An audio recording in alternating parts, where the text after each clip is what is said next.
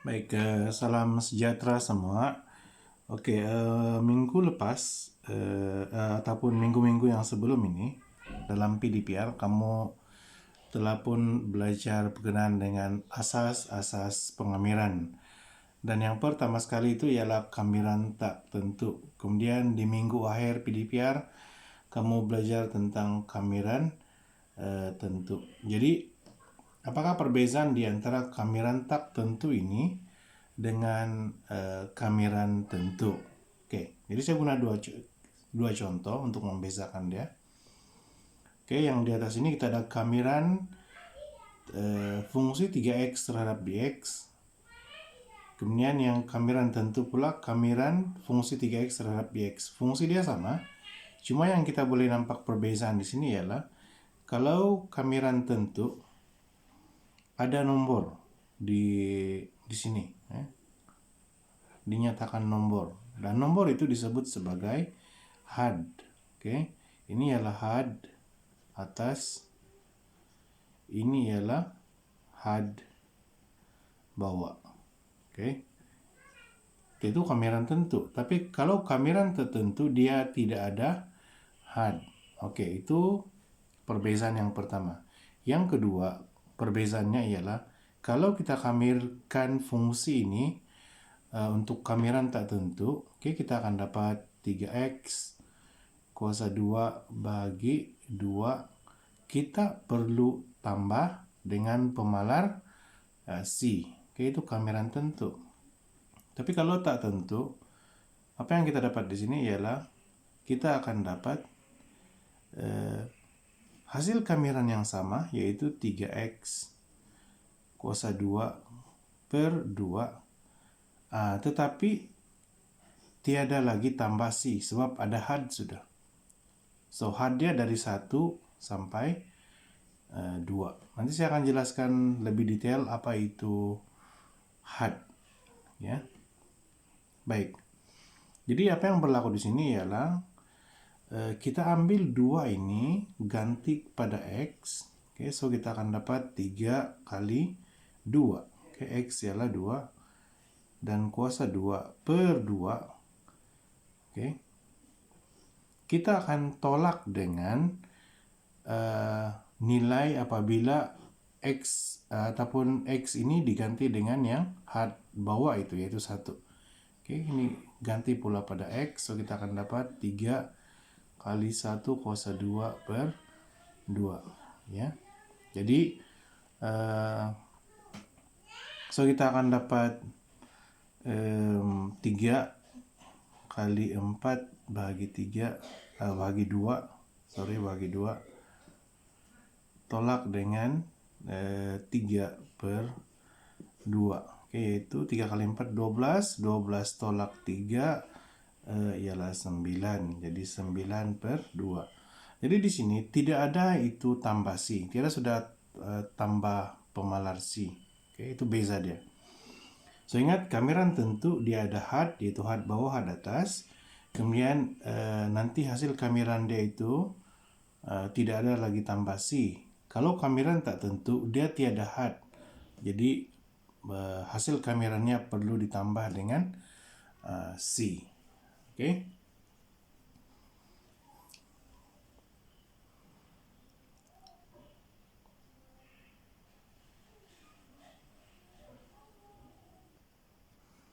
Baik, seterusnya kita lihat penggunaan kamiran yang pertama, yaitu mengira luas rantau.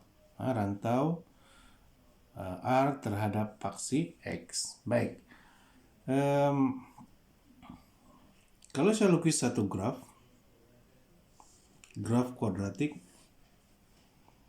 oke, Y, X, oke. Baik, ini graf kuadratik. Nah, contohnya ini ialah X kuasa 2. Ini fungsi dia ialah X kuasa 2 tambah 1. Oke. Kalau graf ini, saya ambil had daripada 1. Oke. Sampai had 4.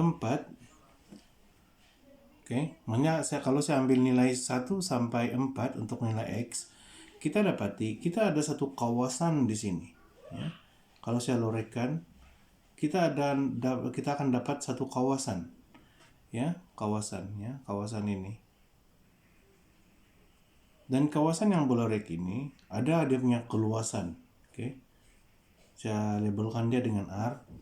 Baik, kawasan bolorek ini ada dia punya keluasan. Kan? Jadi sebenarnya kita boleh kira keluasan rantau ini menggunakan kamiran. Oke. Baik, sekarang ini kita lihat dulu bagaimana mengira luas R ini terhadap paksi X. Terhadap paksi X ini maksudnya had dia itu kita guna rujukan paksi X, yaitu X1 sampai X4. Oke.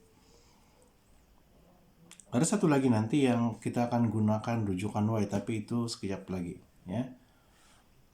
Baik, jadi contohnya saya mau kira luas R ini.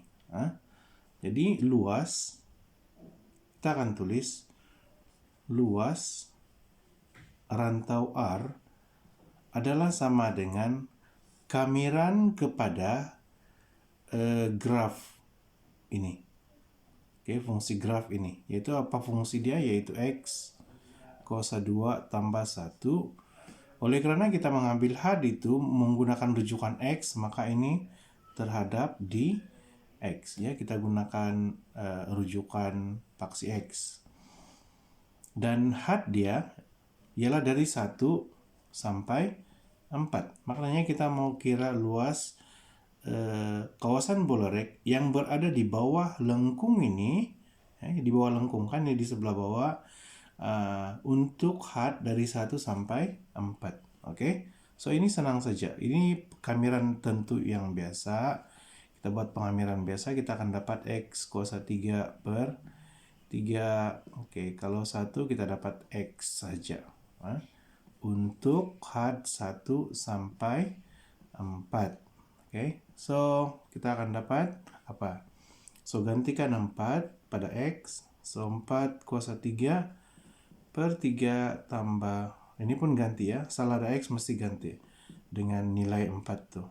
Oke, so ini bahagian yang pertama, yaitu untuk apabila kita ganti nilai 4. Kita perlu tolak dengan nilai apabila X itu diganti dengan 1, yaitu 1 kuasa 3 bagi 3 tambah dengan X, yaitu ganti dengan 1. So bila dikira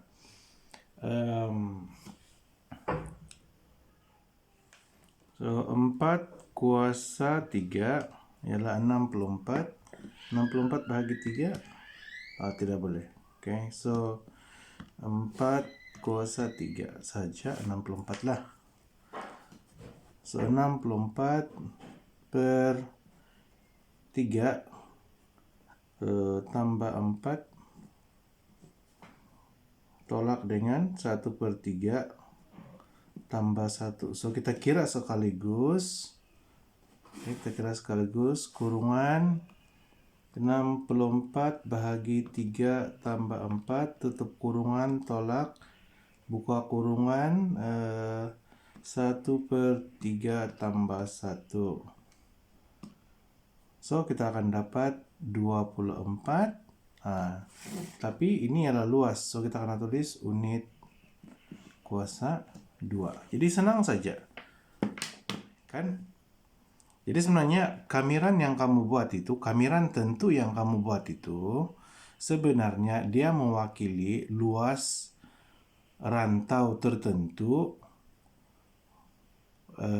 dari graf lah. Jadi kalau kita guna X sebagai paksi rujukan ataupun had dia, maka kita kena kamirkan terhadap di X. Oke. Sekarang ini kita tengok pula bagaimana mengira luas rantau R terhadap paksi Y. Oke, abaikan saja anjing itu Oke, tidak apa. Baik, jadi saya guna graf yang sama yang tadi, yaitu graf kuadratik ini.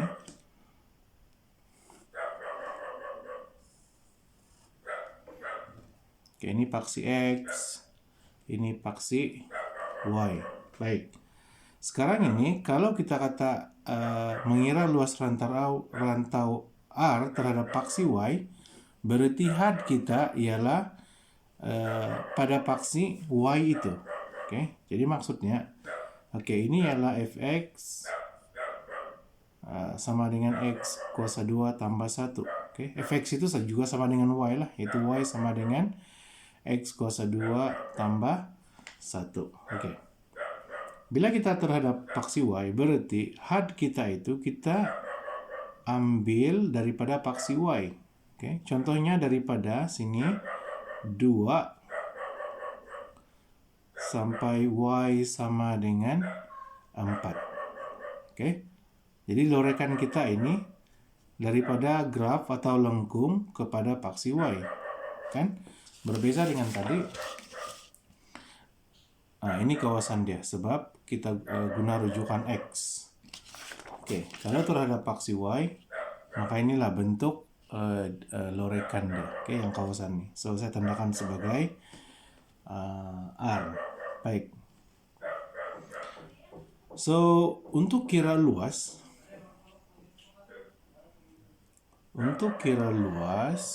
seluas R sama juga. Kita akan kamirkan dari 2 sampai 4. Tetapi fungsi di sini kena hati ya.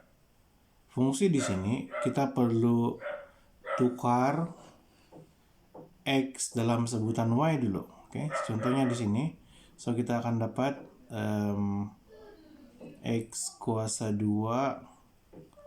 Oke, saya pindahkan 1 jadi y tolak 1. So x ialah lepaskan kuasa 2 jadi puncak kuasa 2 y tolak 1 ataupun y tolak 1 kuasa setengah. Oke. So ini fungsi yang kita guna, yaitu y tolak 1 kuasa 1/2. Dan terhadap paksi y, jadi kita akan tulis ini di dy. Oke. So kalau kerana terhadap paksi y, kita akan tulis dy, maka di sini pun mesti dalam sebutan y. Oke, kalau kamu perasan tadi luas terhadap paksi x. Jadi terhadap dx. Jadi bila sini dx, sebutan di sini pun mesti dalam sebutan x. Oke, saya harap kamu perasan itu. Jadi sebab itu kita perlu tukar x dalam sebutan y, sebab sini dy dan ungkapan di sini perlu ditulis dalam sebutan y. Oke, so kita ada kamiran 2 hingga 4 y tolak 1 kuasa 1/2 dy. Oke. Baik, ini nampak complicated, tetapi kalau kamu ingat dalam buku teks, ada satu rumus. Ada satu rumus untuk mengira khas untuk kalau yang ada bentuk begini, yaitu kurungan kemudian ada kuasa. Dalam buku teks muka surat 88. Yang ini. Kamiran berbentuk EX tambah B kuasa N dx. Apa yang kita dapat ialah EX tambah B kuasa N tambah 1, EN tambah 1 tambah C. Tapi tidak adalah tambah C, sebab ini kamiran tentu. So cek di muka surat 88 lah. So kita akan gunakan konsep kamiran untuk bentuk EX tambah B kuasa N. Hasil kamiran dia adalah EX tambah B kuasa N tambah 1 bahagi dengan N tambah 1. Tambah C lah, ini kalau yang tidak tentu. Tapi kalau yang tentu kita hanya ambil ini saja. So E itu ialah penderap kepada pemberi ubah X. Nah, tapi di sini pemberi ubah kita ialah Y, jadi kita tinggal pekali dia, ya di sini ialah 1. Jadi kita terus guna ini, yaitu hasil kamiran untuk ini ialah tulis saja Y tolak 1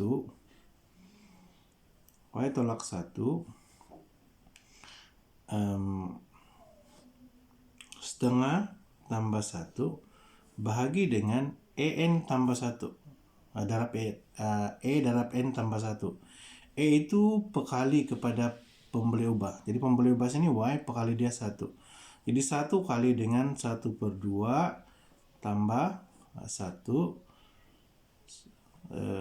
tambah sih tidak payah sebab ini kamiran tentu. So 2 hingga 4. Nah, ini nampak sedikit susah sebab ada pecahan, tapi tidak apa, buat secara pelan-pelan. Nah, oke. So kita permudahkan dulu. Y tolak 1 setengah tambah 1 ialah 3/2. Oke, 3/2 bahagi dengan 1 kali setengah tambah 1, ini pun dapat 3/2. So 2 hingga 4. So terus saja guna kalkulator untuk mengira dia lah. Oke, so ganti 4 pada Y. So 4 tolak 1 kuasa 3/2. Oke, 3/2 bahagi dengan 3/2. Oke, tidak apa, nampak complicated, tapi tulis saja. Nah, jangan takut.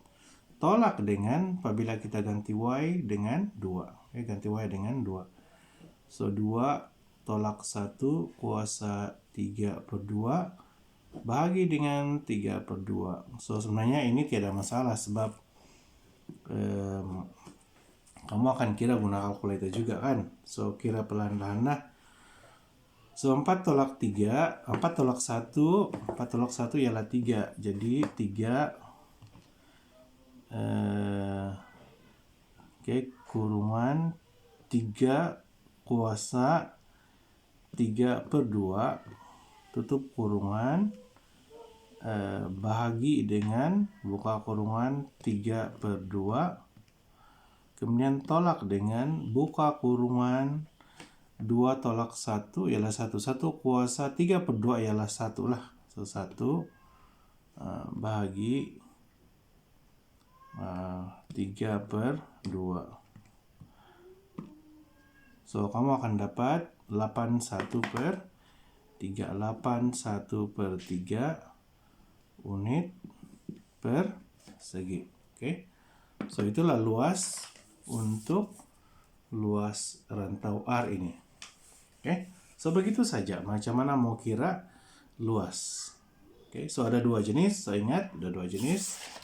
Satu, luas rantau, yang mana rantau itu kita guna had ataupun menggunakan X sebagai rujukan. Jadi kita perlu tulis terhadap dx, maka ungkapan di sini mesti dalam sebutan X dan kita kamirkan seperti biasa. Oke, kemudian kita ada juga luas terhadap paksi Y. Terhadap paksi Y bermaksud had D itu kita ambil daripada paksi Y. Oleh kerana terhadap paksi Y, maka kita akan tulis kamiran terhadap dy. Oleh kerana dy, maka ungkapan di sini perlulah dalam sebutan Y. Maka fungsi yang asal itu perlulah diubah sesuai supaya kita dapat ungkapan atau persamaan bentuk X dalam sebutan Y. Oke. Baik, itu saja.